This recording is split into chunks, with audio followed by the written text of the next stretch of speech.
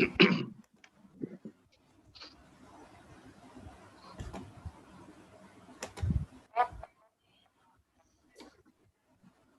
do you, Paresh, sir? Hello and welcome everyone to another episode of In Conversation With. In Conversation With is a management series by CASI Global New York, where we invite senior professionals from across various sectors of the industry and economy in search of executable advice. Today's session promises to be a very interesting session where we have a combination of CSR, sustainability, and ESG. And the chief guest for the day is an IPS officer, Manish Sharma ji. He is the Additional Director General of Police for the state of Madhya Pradesh. So, welcome to the show, panel members. Thank you very much for joining us, Manish Sharma ji.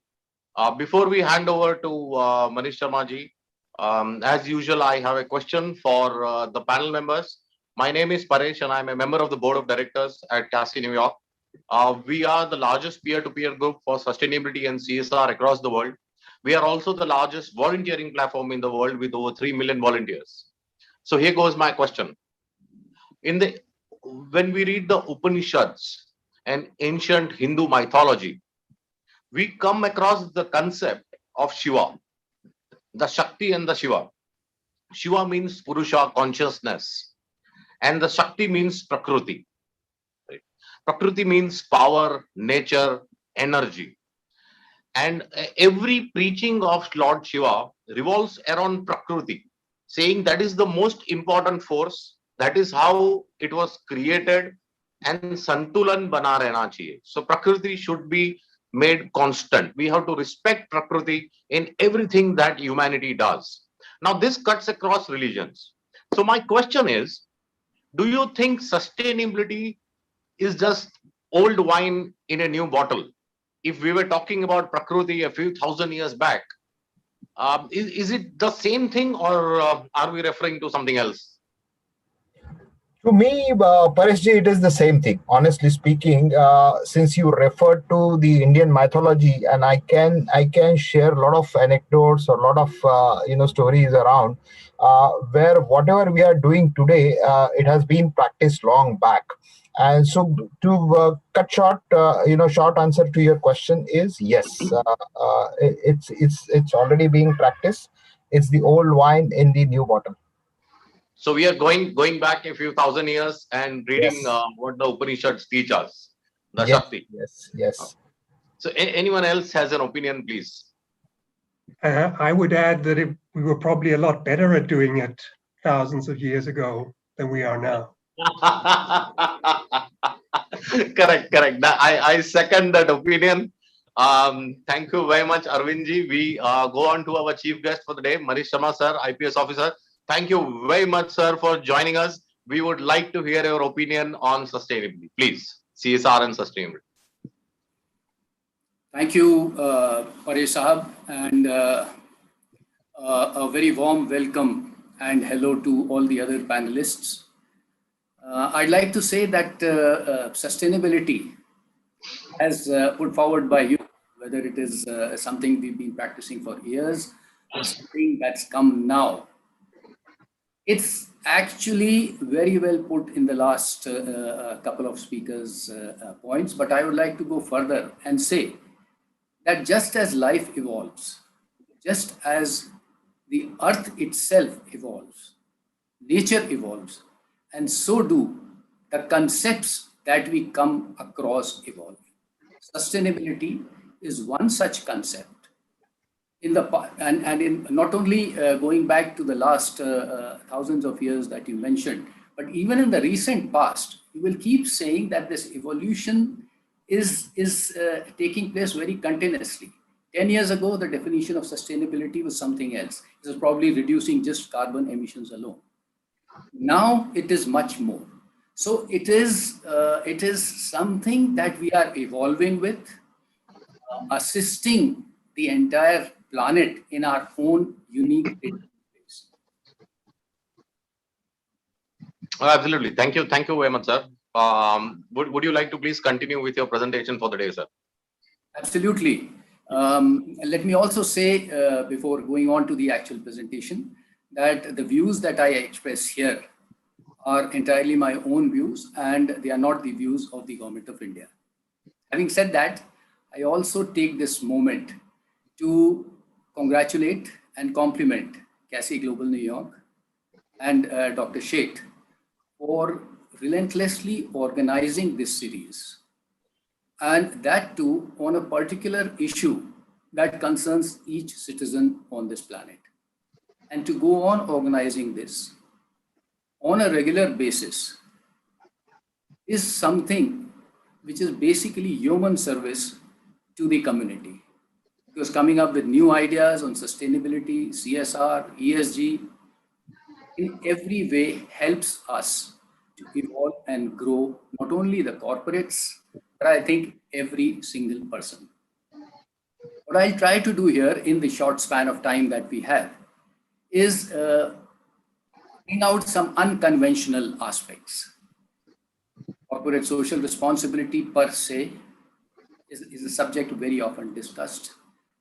I'm going to move a little further, bring out the unconventional aspects, some things that you may have heard of, but are not the mainstream talking points. Some of these I feel should be the mainstream talking points.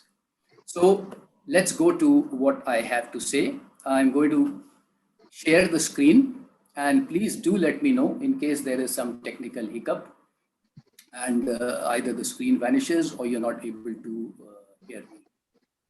Just give me a moment.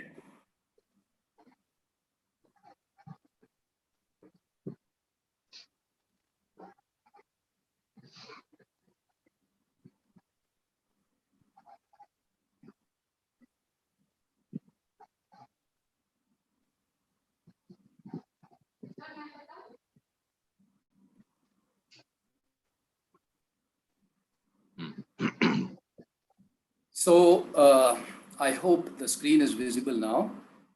Yes, sir.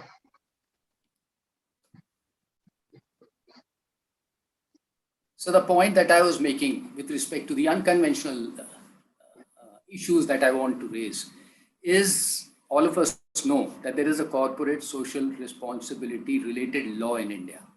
It came out in 2013, and that makes it mandatory for companies of a certain size and profit to spend 2% of their profit towards corporate social responsibility. Now, the question that, or the issue that I want to bring forward is India is perhaps the only or one of the very few countries where a law has been mandated to enforce this. Why was there such a need for a law?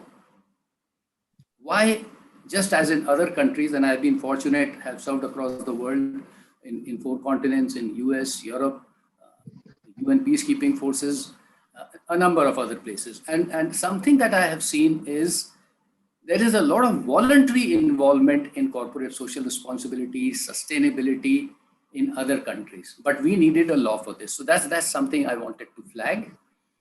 Also, in conjunction with this, I also want to say that we, as a nation, perhaps don't have a very good track record enforcing legislations. So going forward, and it has been already 8 years since the law was enacted, and from what I know of, there have not been even a little enforcement of the law. Of course, there has been voluntary following of the law to a great extent, but this was something I also wanted to bring about. One more important aspect before I move on to the next slide is the corporate social responsibility and sustainability efforts that we have seen across India have actually, they've been substantial over the last few years in several sectors.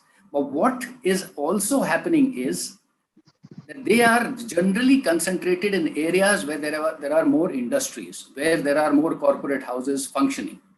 And thus, already developed industrial or surrounding areas are getting to see more money, whether in health, education, disaster management, other issues. So what's happening is this is increasing the geographical disparities. Developed regions are developing even more. So that's something again. Now,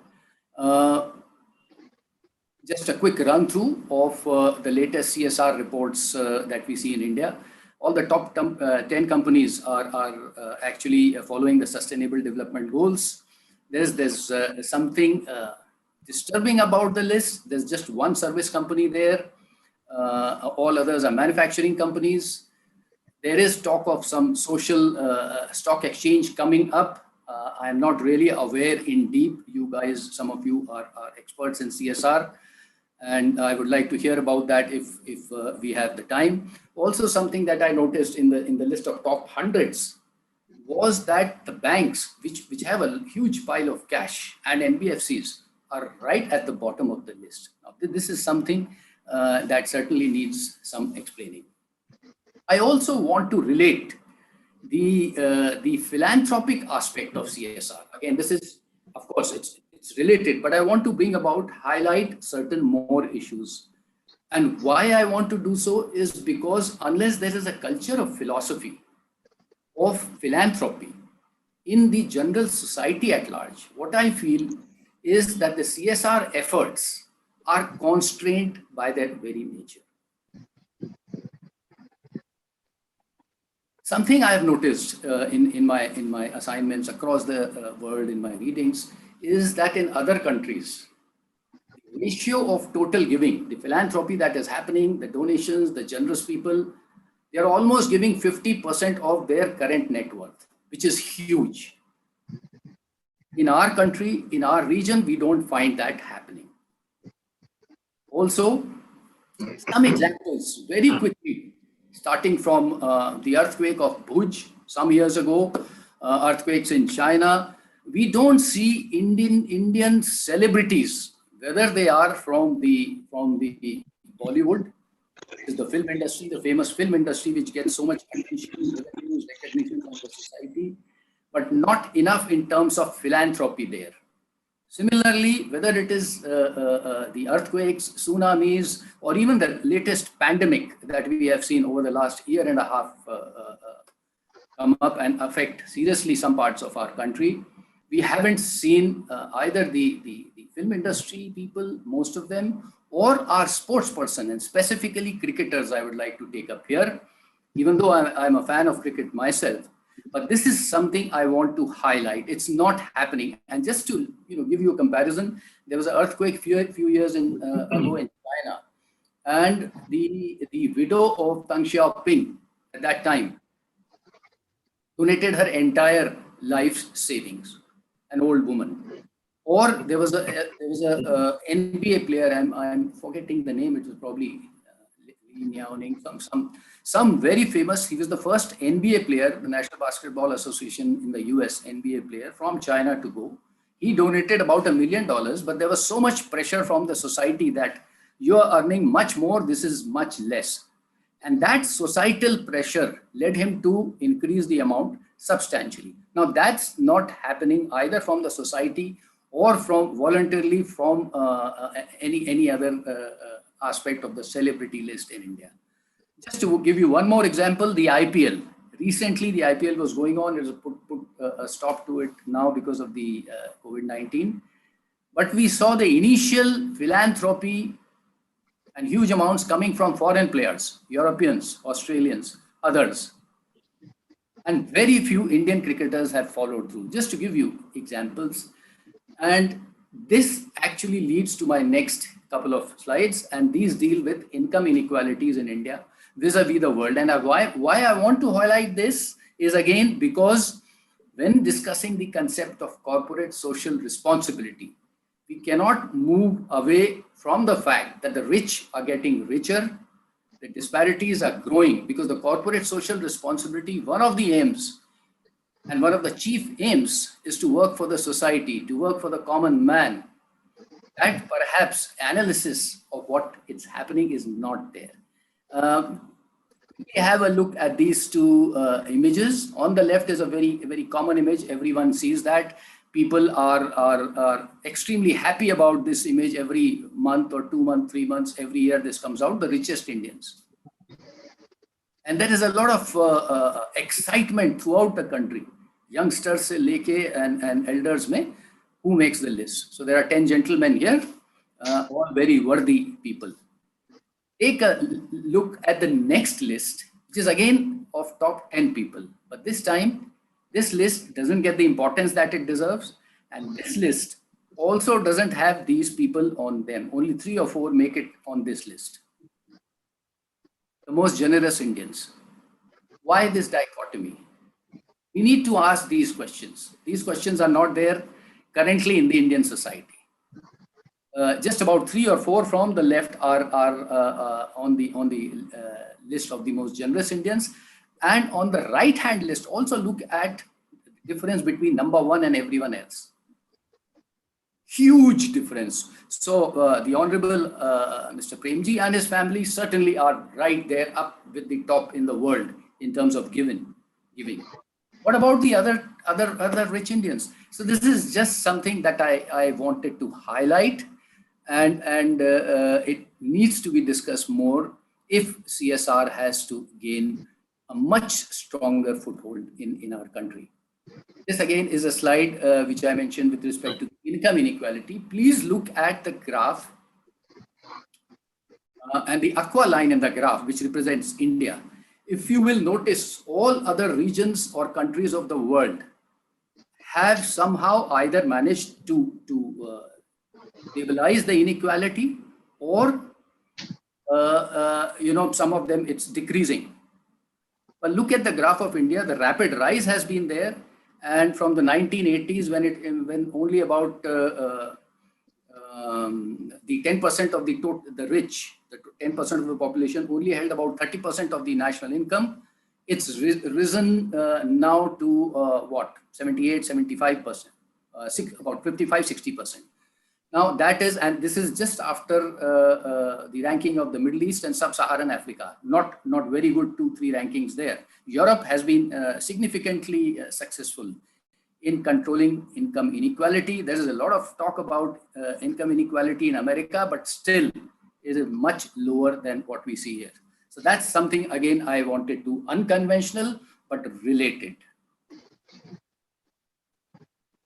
Finally, sustainability, like we discussed. First question, then and now I said, so carbon emissions 10 years ago was the main goal, but now it's societal good. And societal good in every aspect is being looked at from companies. So it's become much more challenging for corporates to work into the corporate social responsibility, because now the expectations also involve privacy. How active is the company in privacy? We've seen recent examples from Apple. There is this discussion going on even as we speak in India. There is a demand for transparent and trustworthy policies of course, what kind of health impacts a company's actions have, how effective are the safety standards the companies are following, diversity, so on and so forth. But the expectations have become much larger. Finally, on to my last slide. What I want to say here is give you some ideas, bring forward these ideas. They are not very new, but some of them I feel can be very, very important, moving towards improving and increasing the role of not only corporate social responsibility, but also the environmental, the social and the governance parameters of sustainability and CSR. So what are these? Of course, the first, and I strongly believe in this, is addressing the disconnect that we have seen between the Indian income inequality and the lack of discussion in the media, in the corporate houses.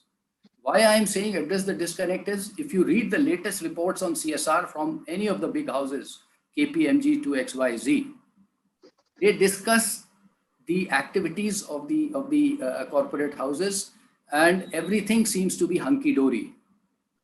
So many companies meeting the 2% guidelines, governance is everything in line. That's fine, but if that be so, and everything is so good, why is the income inequality rising? That is a question the society needs to ask, the corporates need to ask, the media needs to ask, all of us as parts of society need to ask, including people from all over the world. So that's an issue. Of course, one more small point that I feel is even though the law says that the CSR is required of a certain category of organizations, why not every single individual, all of us, have a responsibility to give back in whatever manner, in whatever way? There was a recent tussle going on between the large e-commerce giants, Amazon and others, and the Indian traders, the shopkeepers. And one got to know that there are 8 crore shopkeepers in India. So why not? Amazon, of course, must be covered by the CSR Act, but why not everyone? Every shopkeeper, every single Indian, every single global citizen has this responsibility. Of course, so far we've measured had the triple bottom line, which we all know, to evaluate CSR, the people, planets, and profits. What I want to suggest is 3 E's. And these 3 E's is encourage the corporates to look into the issues that we've just discussed. And I want to compliment Dr. Sheth, because platforms like these are actually moving towards this goal of where more discussion certainly will encourage corporates to come forward and at least have a look at the issues necessary. Engage with the communities that they are serving.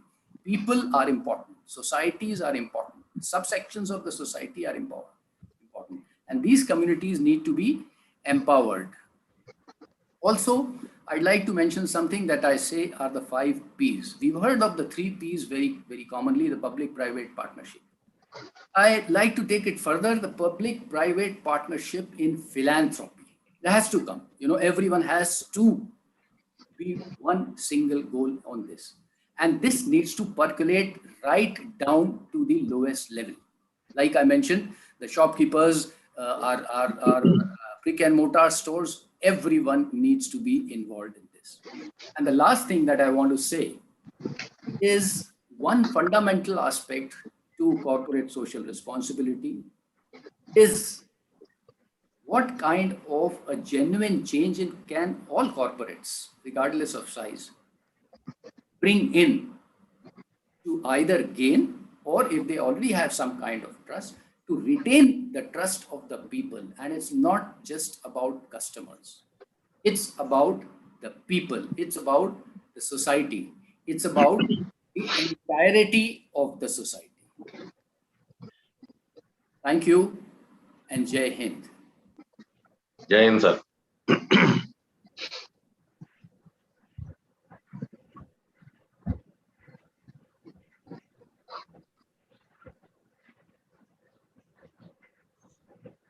Thank you very much for that presentation, sir. I could not resonate more. I completely agree. It has to go ahead of the CSR budget, as we call it. The CSR budget, the 2% is roughly $3 to $4 billion. Companies managed to spend $2 billion last year, which is less than half of the budget of an education department of a medium-sized state. So really, CSR budget is nothing. Given that we have so many states and huge budgets, it has to be a personal review. I am happy to share here that one activity that we have done successfully is the volunteering platform, which we created 3 years back, and now we have over 3 million volunteers. These are primarily students, youth with very high energy level. Again, the second thing which we are doing, and it is the next big thing for CASI, is we are setting up an international ESG exchange. It is very similar to the social stock exchange, but for the fact that we allow unlisted companies, we allow very small business people to list on the exchange. So we are not restricting the ESG exchange to listed companies. And Hayden and Patrick are integral part of it. So, we are still working on it. We are trying to set it up somewhere as an international exchange, ESG. So we will reach out to you. Your thoughts have been very supportive, sir. Thank you very much, sir. Now we move on to the next speaker for the day. Can we have Christoph Klein? Christoph, we would like to hear your thoughts on impact investments and ESG. Why is ESG important? Thank you very much for having me, and thank you for the very excellent presentation we just had. So that's fantastic. I will just bring up my slides quickly. So I hope you can see them now.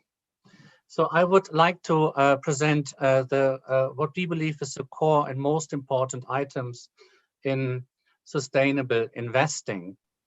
So obviously the framework is important, and we have a higher urgency, because in the beginning you asked, is it old wine? Is it kind of 1,000 years old? Yeah, we have to be mindful. We need to kind of consider other stakeholders and people. But you see, the warming is unfortunately increasing a lot. So you see the right stripe on the right-hand side. So it's getting warmer. And attached to this is certainly the correlation and the reason we have so many greenhouse gas emissions. Unfortunately, this is also increasing.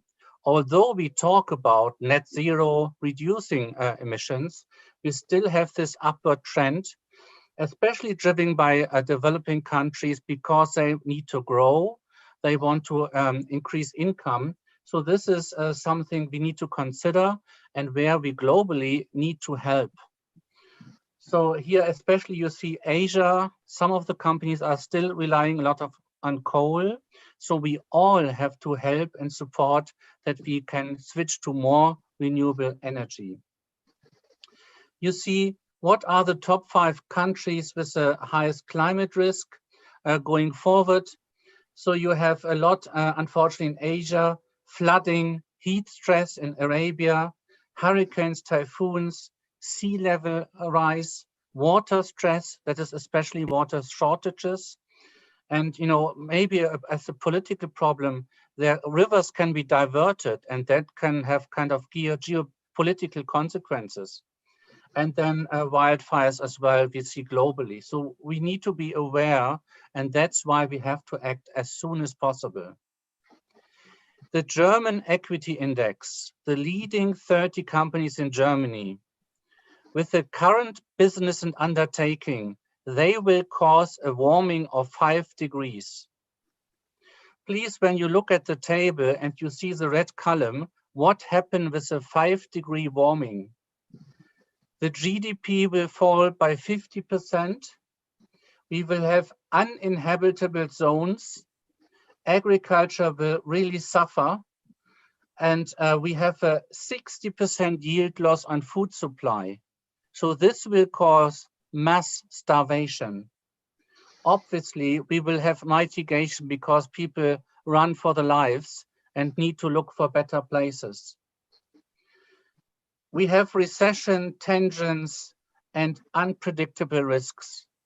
So this is almost apocalyptic, and that is why I say it's urgent that everybody moves, including companies in Germany and all over the world. So we have built a credit rating model, including an ESG climate factor. So ESG and climate risk is absolutely important, with a high statistical significance on the credit quality of companies. Companies which are not reporting and are not reducing their greenhouse gas emissions, they will be downgraded and in some cases even default. There is a strong relationship. Besides climate, you see on 13, we have now the Sustainable Development Goals. We have so much more, as we have heard before. We need to provide food, good education, gender equality. We have to protect environment. It's so much to do. So that is why we like the Sustainable Development Goals. They are relevant and meaningful. Quickly, our investment process. We start with 20,000 companies, and then we have a long list of exclusions. So we are mindful about a kind of social qualities. We do not invest in coal and these kind of things. So 3,800 are left, and then where you want the best ESG qualities. And then after that, we select those with a positive SDG impact. And then we are mindful which companies are working very hard to reduce their greenhouse gas emissions. So out of 20,000 globally, only 200 are left. So then we build our portfolios and we diversify across regions and sectors.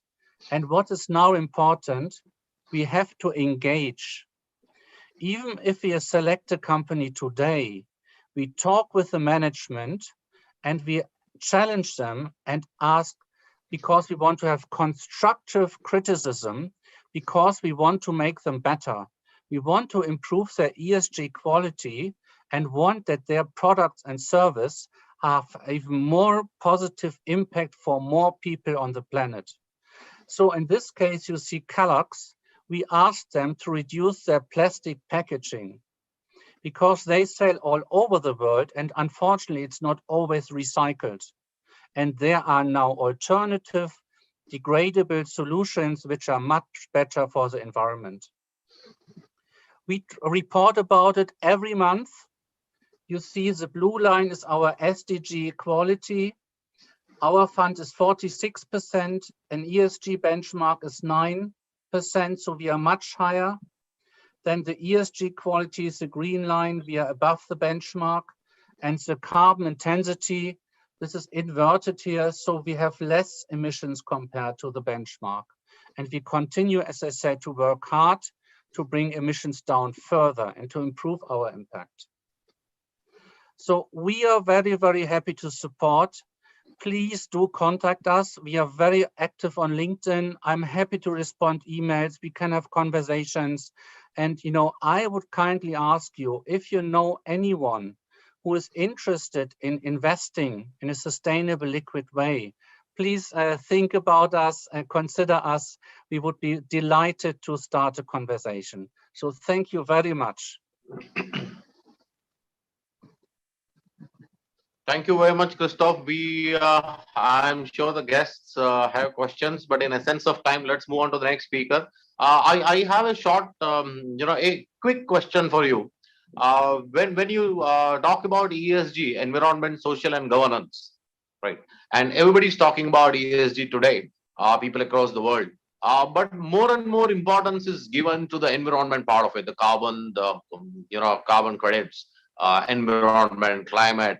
But I can assure you there are more than 50 countries in the world where we are not even able to practice gender diversity in the true sense. So why is nobody talking about S or G?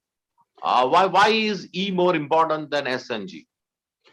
When, we cannot have food and no place to live and no water to drink because of climate change, it is dominating all other things. We simply cannot survive. But I fully agree with you. And only because of the shortage of time, I didn't talk much about the other 16 SDGs, like gender equality, as you say. It is so super important. And we do consider it. It's a very important part of our selection and engagement as well.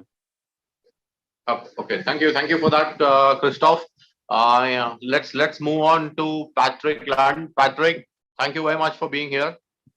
Please tell us about your angle on sustainability. Okay.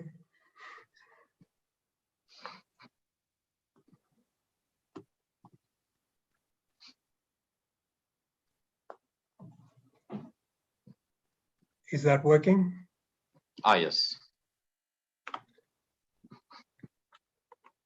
So after those very clear and logical presentations, maybe move to something less clear and maybe not as logical, but I will, in my own strange way, try to make some points about sustainability and the view that I have. So this is something I worked on very quickly, very recently. The last few CASI presentations have been about blockchain and sustainability. And so during those presentations, I had a lot of thoughts and I've tried to prepare some of those ideas. Maybe CASI needs to prepare an opportunity for the blockchain supporters to oppose and kill what I present today. So basically, again, I'm always reminding the importance of silent evidence and complexity. So I will be repeating those points again today.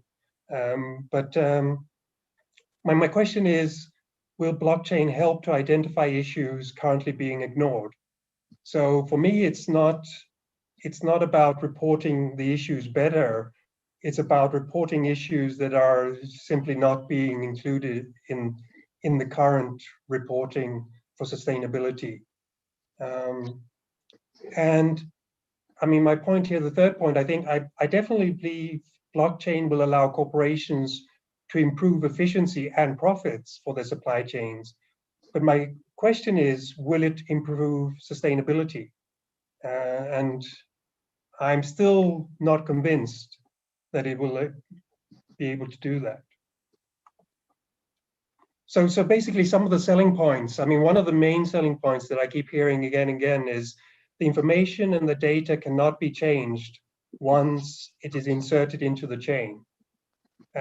So this sounds great, and I think one of or maybe both of the previous excellent presentations mentions the importance of trust, and I think that's one of the key selling points here, that there's an increased trust because you can see the history of the product.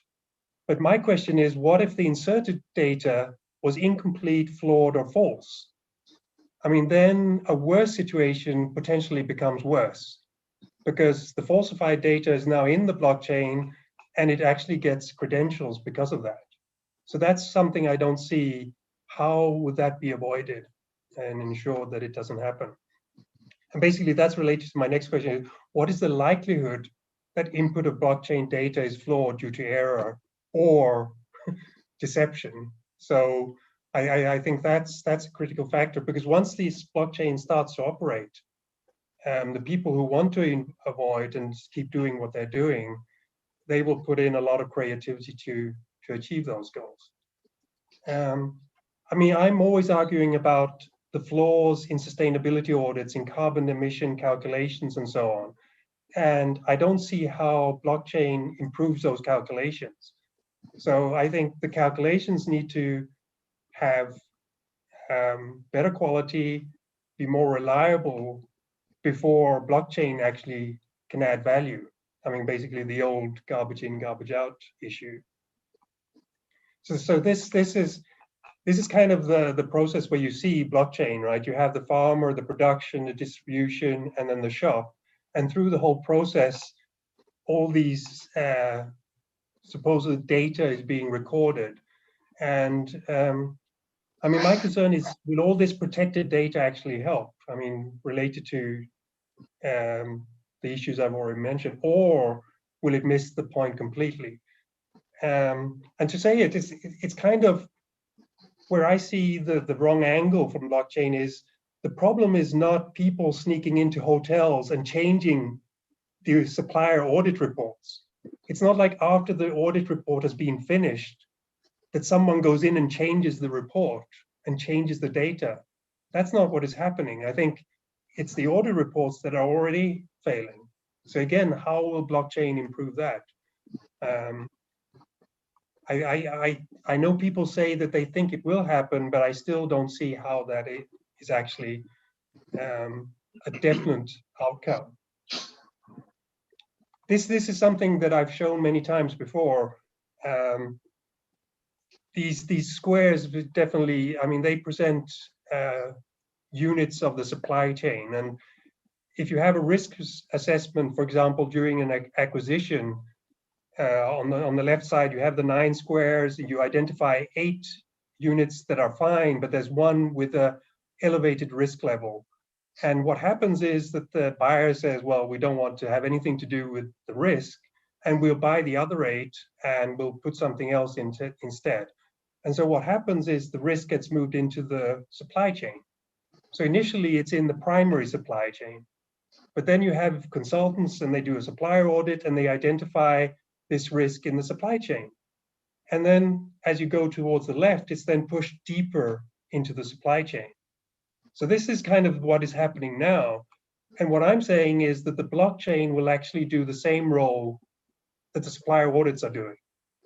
So if the blockchain is covering something, it will help to push risks into darker corners of the world where potentially it can even do more harm, because you have smaller companies with less resources, less money, maybe more remote areas and so on. This is the concern that I always have. So this is what people selling blockchain technology need to convince me. Again, this is just showing the same thing again. I see blockchain operating perfectly in the bottom left-hand corner, where you have these nice organized supply chains. But where I see it having the same challenges that the current supply auditing has is related to the deeper level supply chain, the mining of all the components, the energy sources in those mining operations, and so on. So here's an example again of how things, something can look great on the surface, but then might not be. I'm not saying this is an actual case. I'm just saying, based on what I see sustainability reporting, I think this could easily happen and it wouldn't be reported anywhere.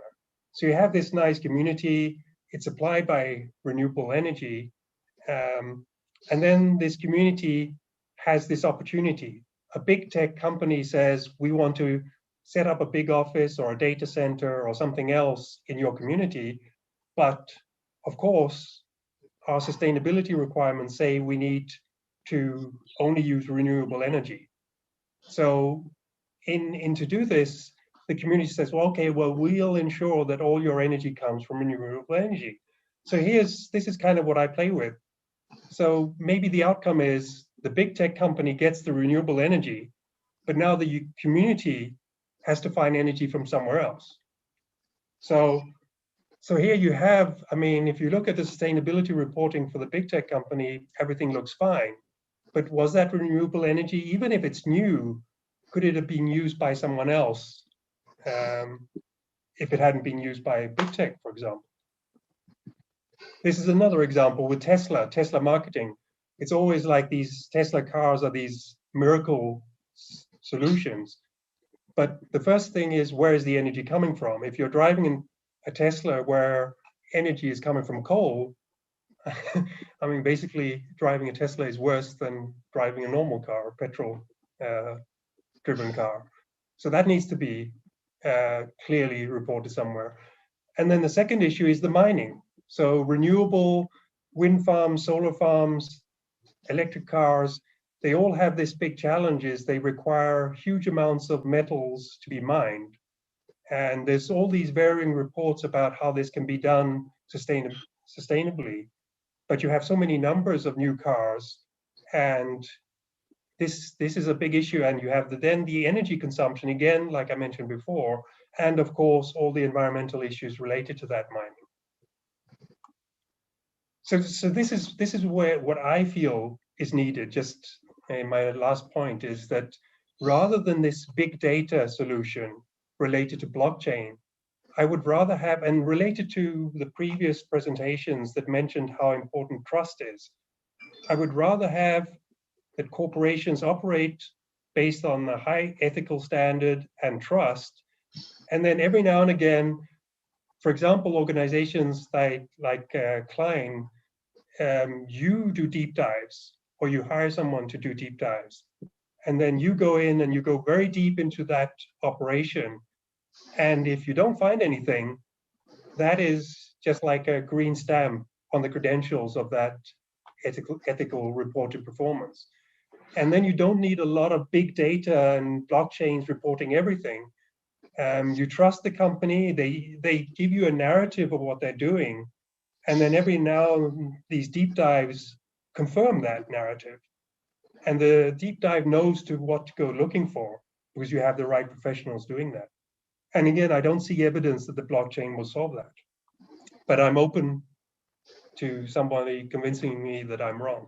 So basically, that is my points. I say thank you to the other presenters, and any objections, questions, or answers.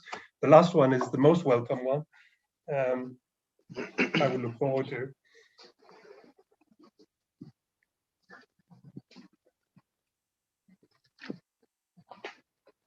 Thank you very much, Patrick, for that presentation. It was a very different perspective. I agree. We have had a lot of presentations from across the world on how blockchain technology will help in achieving ESG and SDG goals. But your perspective is very welcome. Coincidentally, we have a meet again on the 4th of June on blockchain. We welcome you to present these thoughts, these controversial thoughts, as we may put it. You're very welcome to present on the 4th of June again. Before we go on to the next speaker, the final speaker for the day, there is a comment which I kept on thinking. It's an old management, gimmick which you call the man with the hammer. Yeah. So if you roam around in your house with a hammer, you will find at least 10 places where you need to do tinkering. Because incidentally you have a hammer in your hand, you will find at least 10 places in the house which need tinkering or nails which are loose. So your business case was, if you are roaming around with blockchain, you will find at least 10 uses of blockchain for ESG, which may or may not be so. So that was an awesome point of view. Thank you very much for that. We move on to the next speaker for the day before we go on to the audience for questions. Dr. Arvind Bodhankar, a very close friend. Arvindji, we would like to hear your views. What's your angle, sir?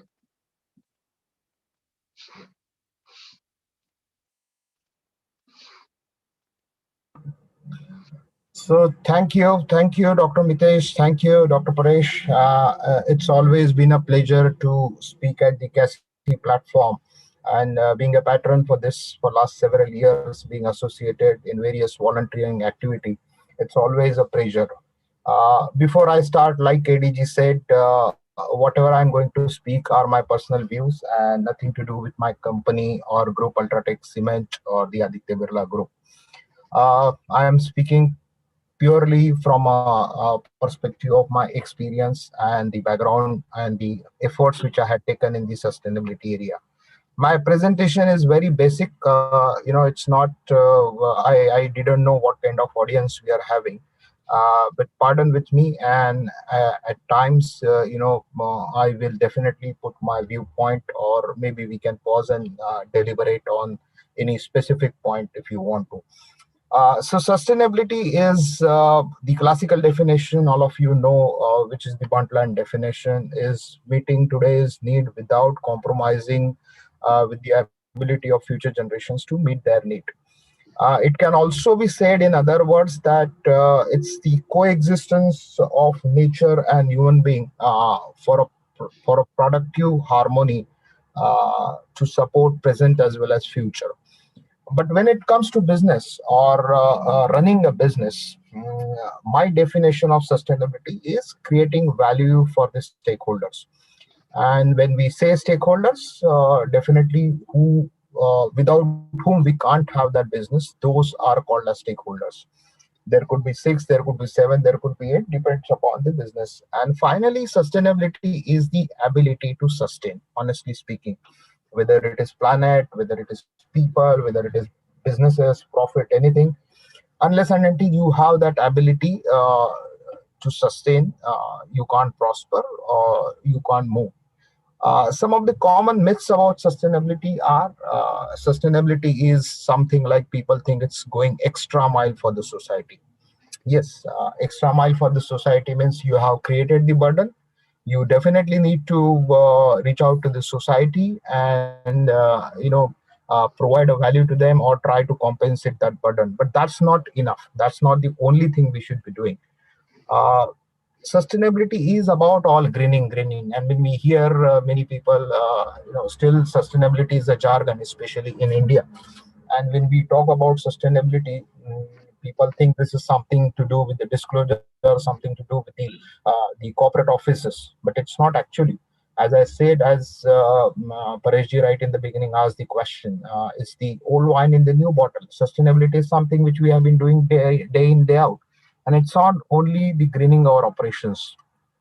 The third myth is about, sustainability is a destination. It's not the destination. Sustainability is the continuous journey, and it's not a destination. You have to keep on doing it. And the fourth one and the last one is sustainability is too expensive. And I have been practicing sustainability. I can tell you, whatever interventions you do, it adds up to your bottom line and it pays you. So sustainability is not at all expensive. I mentioned about stakeholders. So here there are 6 stakeholders which I have identified. The first one is, of course, investors and shareholders. We heard Christoph talking about investor relations and all, and we do interact with a lot of investors and try to meet their expectations by improving the ESG scores. So investors are definitely looking for, first of all, whether my money which I have invested will remain protected. Will my principal remain protected, or will it reduce? And then, of course, he would like to have return on investment, which is a fair expectation by any investor.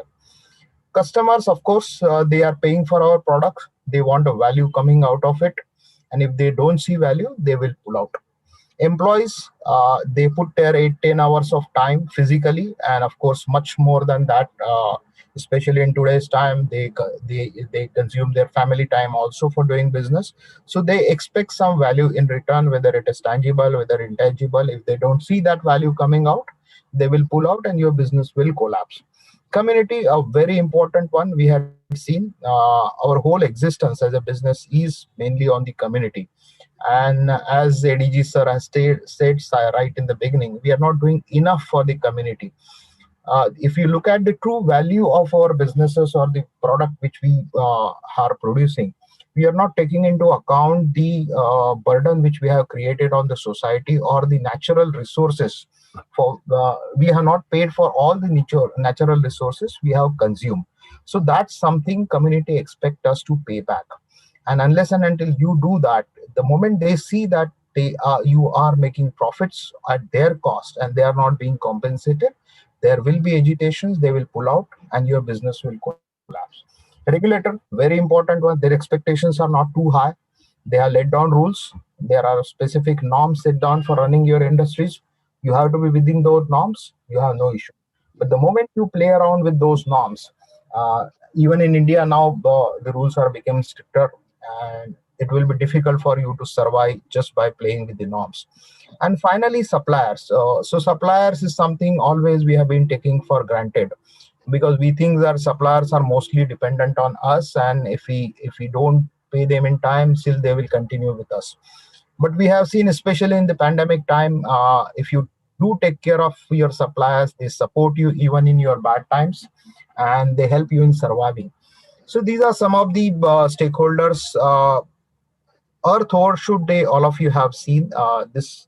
When I talk about resource conservation, the Earth Overshoot Day. So whatever resources, this is a very good exercise. Of course, it's a theoretical exercise they do, the Global Footprint Network. And the resources which are allocated for a particular year, what we had seen, they are consumed just in 135 days of time. And last year, the Earth Overshoot Day was somewhere around 22nd of August. And this year it's likely to come somewhere in the first week of June itself. So resources are very, very limited, and you have to conserve those resources, make sure that recycling is improved, circular economy practices are put in place, and we have something for the future generations to come. Now, why we should pursue sustainability? First of all, it's the improved brand image and protection against reputation. It's a license to operate, actually. Increase productivity and reduce cost. As I said, that sustainability doesn't add, it's not expensive. Whatever initiatives you take on energy conservation, whatever initiatives you take on circular economy, it pays you. You attract employees and investor, like Christoph said, when he applies the filters, and from a large pool of companies, he narrowed down to 200 odd companies. So investors are definitely attracted to sustainable companies. You have assured business continuity and competitive advantage over others. And finally, you have a stakeholder satisfaction. Triple bottom line concept, all of you know that. I don't want to spend much time on this. So when we have the first pillar, economic pillar, and I always believe that unless and until you are economically sustainable, you can't be socially sustainable or environmentally sustainable. Within economic sustainability, you definitely need to make money. You you need to sell your product. You need to have the cost leadership into it. You need to see that your costs are not going high. And again, the business continuity practices. You need to identify the risk, and you need to have a mitigation plan put in place so that your business continues. On the environment side, you need to make sure that you are creating a minimum burden on the environment, and whatever burden you are creating, try to offset that burden by taking various initiatives within your premises or outside the premises. And finally, the social engagement. You need to make sure that you are fair and favorable with the society as well as with the employees. So triple bottom line is a theory that holds if a firm looks at profit only, if a firm looks at profit only, then you are not sustainable. So you have to look at the triple bottom line aspect. Now, when we practice sustainability in the company, the whether environmental, social, or governance, what we look at. So like Christoph mentioned, or the other people mentioned, the climate change is the first priority, of course, whatever CO2 footprint we have been putting. So we need to align ourselves with Paris Agreement. So whether it is 2 degrees scenario, whether it is 1.5 degree scenario, we have to see for the circular economy. India consumes huge resources, almost about 80 billion tons of resources we consume every year, and at every stage there is about 8 to 10% of the wastage, and at the end of life also. So there are huge resources lying. We should make efforts. How can we utilize those resources? And I'm very happy to say that cement industries and steel industry in India particularly are doing a great work by recycling the scrap, by recycling the industrial waste, and helping the circular economy. Water is definitely precious for us. We have lots of areas of our country which are into red zone, and the water table is going down and down. We need to see that how can we harvest more and more water and increase the water table. And of course, finally, the energy efficiency. But here I would like to bring my own perspective. And while globally there is a big pressure to commit for net zero, I would like to put the Indians' perspective over here. And I would like to go back to the Kyoto Protocol, which talked about the CDBR, common but differentiated responsibilities. And the same was discussed at the Paris also. India is still a developing country. I work with almost all hard-to-abate sector, petrochemical, steel, cement, and automobile. And if you look at the automobile, our automobile consumption per thousand is just 25 cars. And whereas if you look at the global there are about 700 to 800 cars per thousand. So almost 70 to 80% people own cars over there, whereas India just 2 to 2.5%. Still, if you look at 75 kgs per capita, global average is about 300 kgs of steel which is consumed. Cement, if you take, India is just 200 kgs. Global average is more than 500. So there is a way to go for India, and India is still developing. There is a lot of infrastructure coming up. There is a lot of scope for automobile. There is a lot of scope for steel consumption over here. And immediately, if we start putting constraints on us, especially on the resource consumption, perhaps we may not develop. That can happen provided the developed countries extend their hands on the technological front. They extend the technology to India. I'm sure we will come back. And our Prime Minister also has been saying that while we weren't a part of the problem, but we would definitely like to be a part of the solution. And that's what my thoughts also around this. India is doing much. I come from a cement industry, and I can tell you our cement industries are producing cement at a much lower energy consumption than the global cement. We are just 2,800 megajoules per ton of cement, and whereas globally it's crossing 3,000. Same is the case with CO2 emission per ton of cement produced. We are somewhere around 500. Global is 600 plus. So we are already at an advanced stage, and then putting few more constraint on us will not be a fair thing to happen. On the social, CSR section 135 ADG Sara has already talked about. Government has taken a serious step, and 1st April onwards, they have made the amendment in the CSR Act 2013. It is the first amendment which has come. Now it has become mandatory. A lot of restrictions have come. If you don't comply with the section 135 or schedule 7, there is a possibility that you will be imposed with 1 crore fine. Every project has to be now registered. Every project, the impact assessment has to be done. Even the officer in charge for implementing that project, if he is not performing his duty, maybe 1/10 of the project cost can be a fine to him.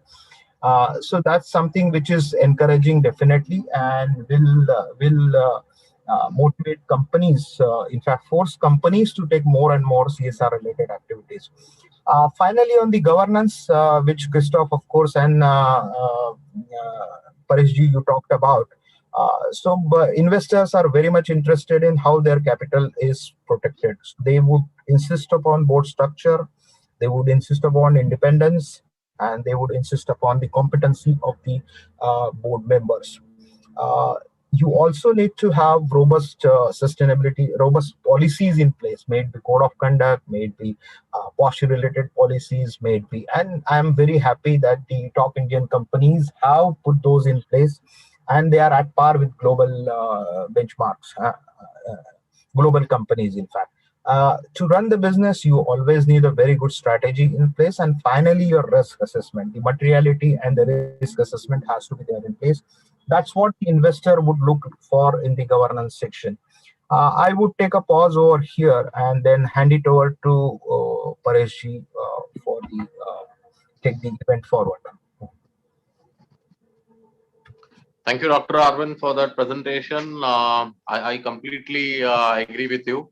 And I also understand that, as the largest cement company in India with almost 120 million tons production of grey cement per year, there must be a lot of pressure on the supply chain for sustainability at your end. Right. So, and one more thing is, I advise many boards.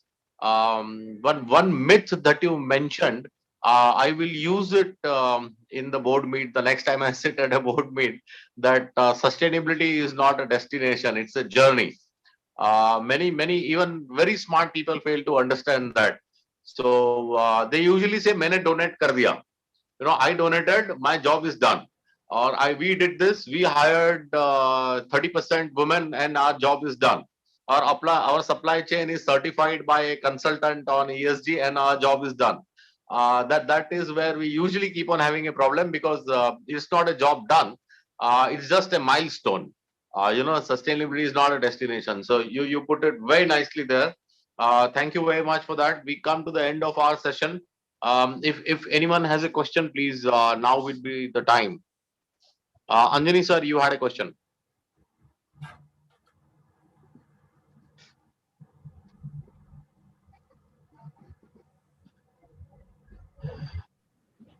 Hello, sir.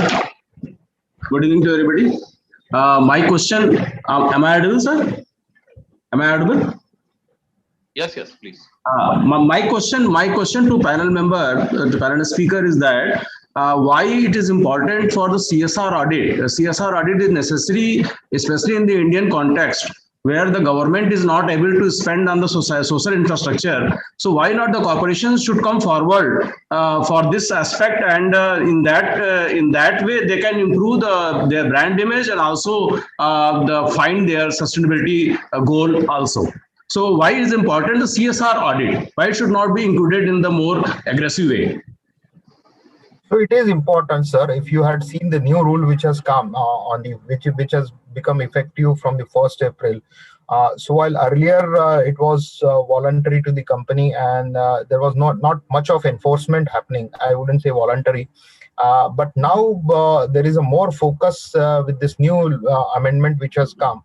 And you need to have an independent agency, third party, may it be a global also. They have not prescribed the qualification of that agency, but definitely a reputed company, reputed agency who is doing an audit, a neutral audit, and reporting to the board. Correct, sir. Correct, sir. Correct. Thank you, sir. Thank you. Thank you very much for that. We come to the end of our session. Thank you all, gentlemen, for being here today. Special thanks to Manish sir. Manish sir, thank you very much for being here. Christoph, Arvind, Patrick, thank you all for being here. Thank you very much, sir. Jai Hind, sir.